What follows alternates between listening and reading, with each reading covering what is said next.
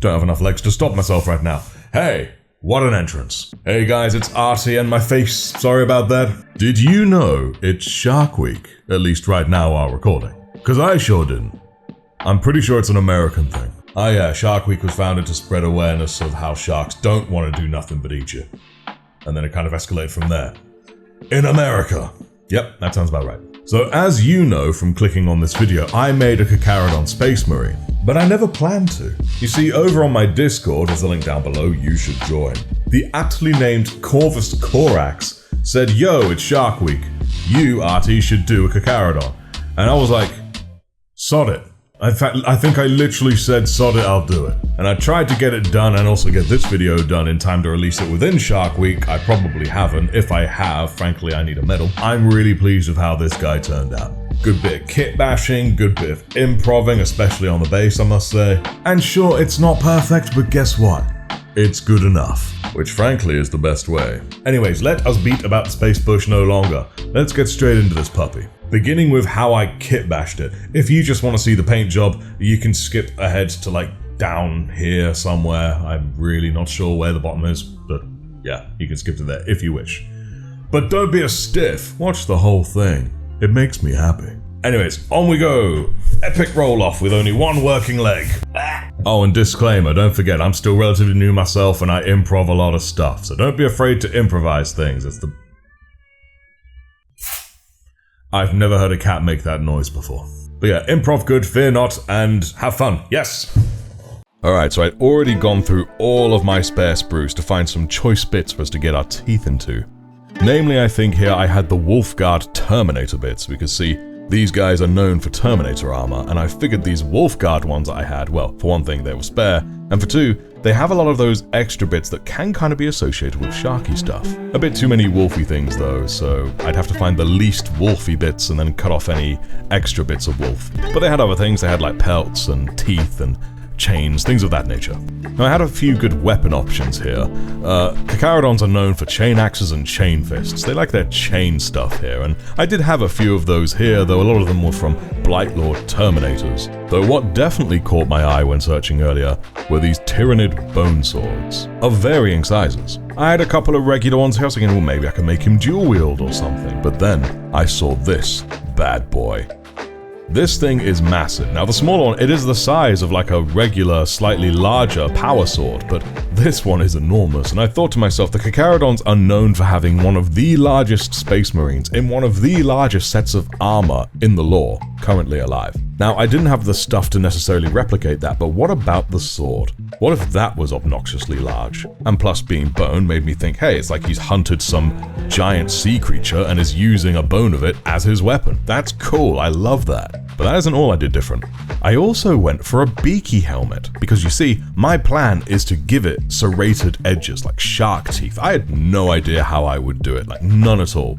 And it probably wouldn't look good, but gosh darn, I was gonna give it a go. I had to trim the helmet down quite a bit. I had to like cut the entire back half off just to make it fit in there. The Termi helmets, they're quite narrow at the back, just to make sure they fit within that really cramped housing. But I got it to fit, and frankly, I think it could look pretty cool. Now sorting through the actual arms, looking at the Blightlord Terminators, they have some good options. I mean, there's one there with this gun, it has that cape, and I'm like, oh, that cape, that could look really cool. Sort of make ourselves a Carcharodon with some status, you know? I mean, when you have a cape, you know you're absolutely rocking the drip. I thought about the gun he had, but I actually decided against it because you see, I had a cool idea. You see, the size of that sword, I know he's a space marine, but in the end, it's a colossal sword. So, to make things look maybe a little more natural, I think he should be resting it on his shoulder. So I thought to myself, what if I replace this gun with that sword? So after a little bit of snipping and snapping, I'm happy to say that his trigger finger thankfully wasn't a problem. I managed to make that look more or less natural. And then after snipping a bit off the sword itself in order to get it resting comfortably on the shoulder, there it was, looking pretty good so far. All we need now is a decent handle, because I can't stand big swords with tiny handles. It winds me up. Thankfully, there is a chain axe here that had a nice big haft, so I took that and stuck it on the underside, and I am super pleased with the results, especially given that I managed to line them up pretty much bang on straight. This is the kind of sword I would absolutely take in like every video game ever. I love big great swords. So then I spent a bit of time trimming off a few wolfy bits off the Termi armor, because don't get me wrong, the wolf stuff is great, but he ain't no dog, he a fish. So this is where I busted out my liquid green stuff to fill in the runes on the armor, you know, kind of like cement filling in a gap. Liquid green stuff really is a kitbasher's best friend. I mean, I do a terrible job with it, but still, it's very useful. Now for his off-arm, I was originally thinking of maybe some kind of gun, some ranged thing, but to be honest, I didn't have many good options for that side, but there was this chain fist, and they are known for chain fists, so I thought, you know what, I may as well stick with something iconic. It's iconic for a reason after all. Plus, technically, he could still hold the sword with both hands that way, you know, which obviously would be a bit fiddly, but, you know, he could do it. So, I like that. Practical and staying on character. Nice. But of course, I have to scrape off that wolf sigil. So now we're building up the Termi, including putting on those big old shoulder pauldrons like the one there with the crux on it, and it's looking really good. I'm feeling really quite invigorated by this. It's very promising. But now is the time to try something a little bit new. I took the chain axe that I took the haft from, and I trimmed off some of the axe teeth, my plan being to attach these to the face. I figured, why bother trying to make teeth myself when I can just borrow them from somewhere else? Especially now I've taken the haft off that axe, I'm probably not going to use it anywhere else. So after lots of trimming, and I mean lots of trimming, I stuck it to the face. And then I used some more liquid green stuff, and it looks kinda naff. But you know what? It's kinda lovable, you know? It's like a pug of the seas. A pug of the seas that will take your whole family and force you into mutation surgery or something. It grows on you, okay? Trust me. So I thought about some of the other accessories I had there, like this scuba looking stuff, but you know what? I couldn't find anywhere that looked organic for it. So I decided not to. Keep it simple and all that. This guy's not going to be like a lieutenant or a captain or anything. Maybe he's a sergeant, you know what I mean? Just a little bit above the rank and file because he's got that dope cape. But still, in the end, I'm hoping that big-ass sword will be the main feature anyway. It also kind of represents the shark's fin, you know what I'm saying? Anyways, with this bad boy built, it's time to get painting. Those of you who skipped ahead, welcome to here, and deep, deep shame on you. Nah, I'm just kidding. Right, so we prime him black first of all. Before then, dry brushing with Dawnstone, and here's the fun thing, this is where shit goes horribly wrong for me, and I mean horribly wrong. I clearly got my brush too wet, and I was getting some horrible streaks here, and I mean horrible. I washed it off, and I tried again, and it still goes horribly wrong, so I gave up and cried. So kindly ignore that bit. I returned the next day, and I instead just did old-fashioned painting with a brush. It goes on much smoother, and it looks really good for it. Now, when it came to his shoulders, I wanted them black, but not black, you know, just sort of like an off-black. Corvus black would be what I want, but I didn't have any, so I had to mix some of my own. In this case, I mixed Abaddon black and Dawnstone, and then I got myself a pretty good off-black. You can't really see it on camera super well here, but trust me, it's off-black. So for this, I hit up the shoulder pauldron, the chain fist, and the fur going around the waist thingy, you know? And also the cape. Lead Belcher is what came next for the chain fist teeth, the vents on the back, and that cord going from the fist, you know? Not a whole lot of metal things on this guy. For the main body of the pelt, I used white scar, Balthazar gold on his chest Aquila, and of course for that sword I stuck Wraithbone on it, of course, because bone, and I thought to myself, what about the helmet as well? A lot of Terminator helmets are typically white, but I thought just to sort of break with that tradition while still leaning towards it respectfully, we painted the helmet bone colored as well. Eventually I would also paint the crux Wraithbone, but like a moron I didn't think of that right now, so get ready to come back to that later. Jumping back to the pelt around his waist, I hit it with Rakarth flesh, Dryad bark for the wood of the hilt, which I'm going to try and lean towards a driftwood kind of color. And now naturally, here's where I kind of mixed up my order of doing things. It's always good to do like the base colors, the shading, and the highlights, you know, but you'll know what I'm like. I just sort of think of things and then jump to them as I think of them. So get ready for a bit of confusion. Did our first bit of shading here with Nuln Oil, which I did on the grays, the off-blacks, and the metals. Then I thought to myself, I really need to do something about that cape. I was thinking red, you see, but then my girlfriend, she said, what about blue, like a deep, rich, deep dark blue, where you'd find a shark, you know? And I was like, you know what, sod it, let's just do that. So I smacked that with some Cantor blue, and frankly, I think it was a great idea. So, cheers, Wigsy. You're a diamond. I then hit the bone sword with a very thin layer of white scar, and I mean really thin down, almost to the point of being a contrast paint, before then hitting it with Seraphim Sepia, while making sure it doesn't pool too much. And I did the same for the helmet as well. For the flesh of the pelt, I hit it with Carcharodon Crimson, and the cape was then hit with Coelia Green Shade, because I wanted to bring out a faint dark green tint, you know, some real deep sea nonsense. Then lastly for shading, just Agrax Earth Shade for the crest. Cool, he's looking pretty dandy, I really like this, but then I thought to myself, the greys are a little darker than I'd like, and they're kind of losing that sort of rubberiness. You know how shark skin is kind of, it looks a little bit rubbery. I mean, I haven't had many close encounters with a shark, so I'm mostly just using my brain for that. But to bring it back up, I reapplied Dawnstone at areas that I wanted brightened back up, you know, to make sure it looks nice and sharky, and frankly, I'm pleased I did. I mean, I think it would have been fine if I didn't. I probably would have forgotten about that, but I did, and I'm pleased I did. It's also at this point that I thought of the crux finally, so I based it with Wraithbone and hit it with Seraphim Sepia to catch up with its brothers, and I'm really pleased I did. I think I originally thought of that because they're typically Dawnstone, like granite colored, but of course, that's his primary color, so something different. I also then decided to make the shoulder that's under the cape black as well, because I left that gray, but decided, nah, let's make that black too. So now we're gonna jump onto the highlights, everyone's favorite colossal eye roll. So first off, I hit the off blacks with Mechanicus Standard Gray, to make it seem a little bit more reflective, kind of reminiscent of shark eyes, you know what I mean? They have that inky blackness with the weird glisten. So that's kind of the reference I'm making there. Oh, while I was doing black, I then remembered I hadn't slung any black into the joints, so I did that now.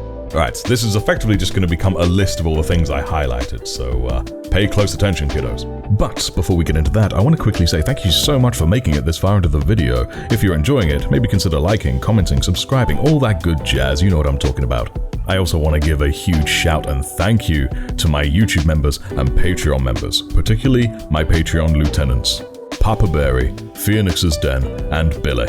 You guys help feed the channel and my addiction to this hobby, much like feeding a shark. Yeah.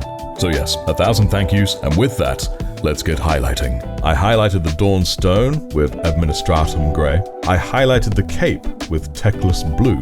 I then highlighted the bone edges with Screaming Skull, followed by Pallid Witch Flesh. I then highlighted all Lead Belcher with Stormhost Silver. The chest with Liberator Armor Gold, being very careful on the wings, of course. I then went back to the cape to highlight it lightly with Temple Guard Blue to help up a little of that greenness. I hit the sword hilt with Gorthor Brown, and the pelt on his waist, the meat of it, I hit lightly with some Pallid Witch Flesh, and the fur with Dawnstone, again, very lightly, because I didn't want it to mix too much with Dawnstone on the rest of him. And then lastly, I jumped to the corner edges of the main grey body with Corax White. Again, just the corners, the hardest bits, just to make it extra reflective. Then the last thing I did on the model himself? Black eyes, like shark eyes, of course. I think they're actually known for that. But regardless, if they're not, it's what I'm doing.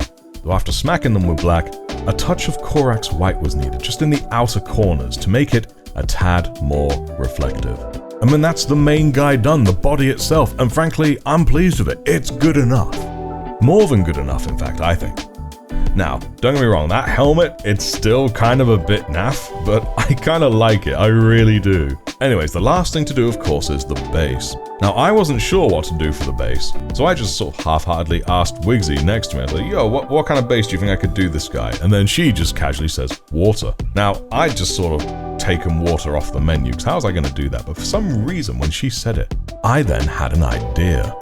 Just to let you know, I did 2 attempts at this base. The second one is the one that you see in the thumbnail or wherever I did show it, so if you want to skip ahead to that, it's just down here. But if you want to see my first, kind of failed attempt, keep on watching.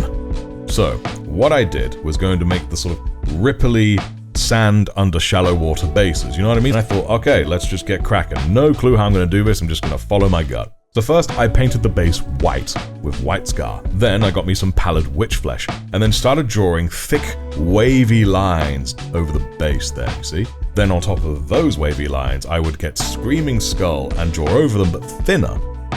And then again with Ushapti Bone, following the lines, but thinner. Then once more, with a fine line with Xandri Dust. My hope is that when I smack blue on top of it, which I do with Lothern Blue, it would shine through, you know, with the darker edges being more prominent.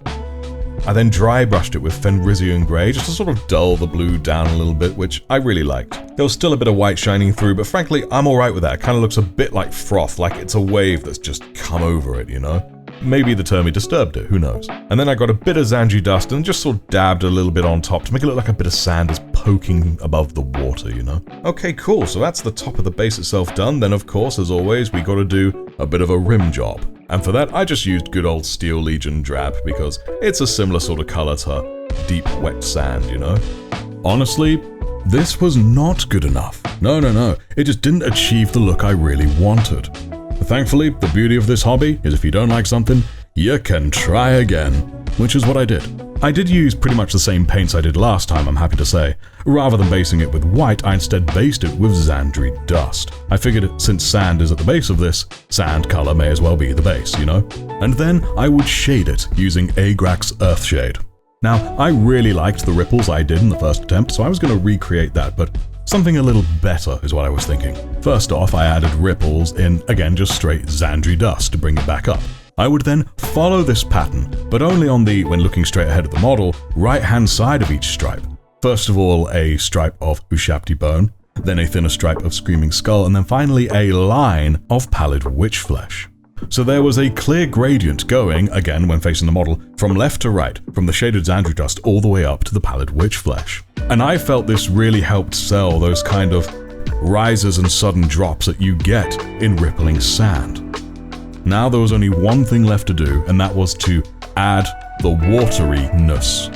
Now, I know at this sort of depth, clear would be the real color of water, but I wanted it to be blue, something a bit more tropical and fancy, and plus it's a fantastical base. So my first instinct was that I would get myself a blue color, thin it down, really thin it down, and then just wash the whole base. For this, I first used Calgar Blue. I'd say it was about for every 1 part of Calgar Blue, there were 3 parts water, 3 parts contrast medium. You know, it was very thin. I began to add some and I very quickly decided no, the color is too muted. I need it to be more vibrant. So what I busted out next was Temple Guard Blue, which, looking at them side by side, you can see it is more vibrant, more deep, more rich. I did the same proportions with this paint, and very quickly I was like, yep, this is it, this is the one. I love how this is looking. Once I applied it, and while it was still nice and wet, I sort of run over my ripples to sort of brush a little bit off that, certainly towards the middle of them, to make it look like it's getting closer to the surface of the water, you know, so where it's a little clearer. And I think that really helped, more than words can really say. I'm feeling so pleased with it already. I was as pleased as punch. So I tidied up the rim of the base with the classic Steel Legion drab, and then that is this guy done. And with that done, with the new shirt, we have this guy. You focused? There we go. And I'm very pleased with how he's turned out, especially that base. I'm glad I did the second attempt, you know? Because the best part is it looks kind of textured, like you'd touch it and you'd feel sand, you'd feel lumps and bumps and whatnot, but it isn't. It is, as you can see, completely flat. It does blend a little bit with the color of the Marine himself, but oh well, it's good enough. Now, there are a few things you could do with this guy if you want to take it further. You could obviously add blood. Sharks are known for copious amounts of blood. And if you do a water-based base like this, maybe you could add a varnish or ard coat or something like that, you know, to make it extra reflective, but you know me, it's good enough, so I'm keeping it simple. You could even add chunks of like carcass and whatnot on the base, maybe even have him holding some. You could also use something like streaking grime and make him look like he's a bit rusted because he's been underwater. You could find references of pictures of sunken wrecks, the Titanic for instance, and then see how that has decayed over time. And then maybe add some of that decay to the armor or weapons. That would look super cool. I personally like a cleaner, fresher look, because in the end you want your equipment to be functional, but that's something you could totally do if you want to. Maybe one day I'll go back to him, add things to him, but indeed for now, he's good enough. So I am going to be painting more different kinds of Space Marines, but will be good enough, so do stay tuned for those. But next on we're going to be doing, well, that's a secret. So if you enjoyed this and like what I do, please do like, comment, subscribe, all that good, beautiful jazz. It really helps me out. Maybe consider becoming a YouTube member or Patreon member for additional benefits. Yes, me and Sharky Boy here. We'll see you next time. And remember, the Emperor is always guiding your brush. What do we think his name is anyway? He's just kind of called just Sharky Boy right now, but maybe he's called Finn. think this guy might be Finn or Phineas. It's now canon.